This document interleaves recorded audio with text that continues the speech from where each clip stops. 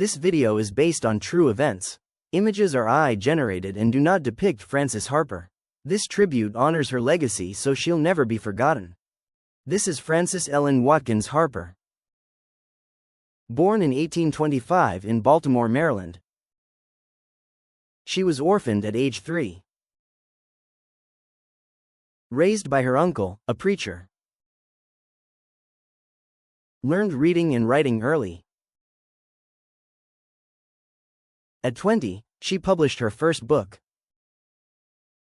First African-American woman to publish in America.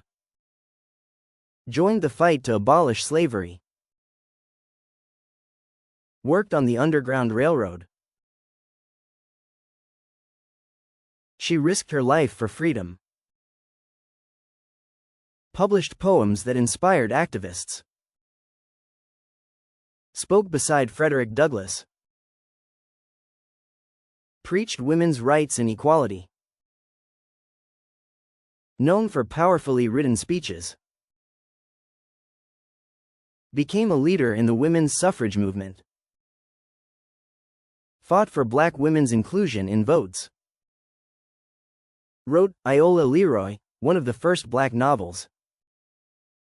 Focused on strength of black womanhood. Helped establish the National Association of Colored Women. Toured giving speeches about freedom and justice.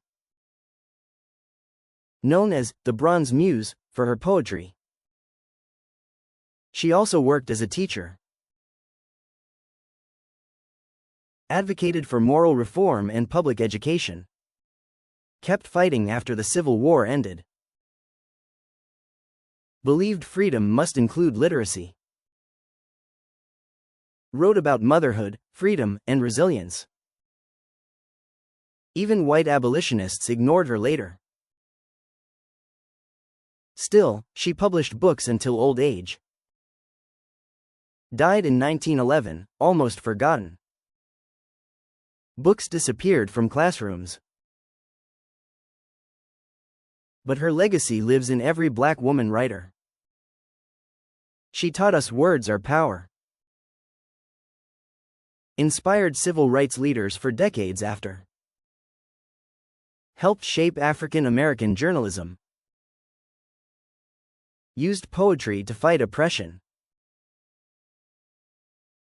Shaped modern black women's literature. Never received the credit she earned.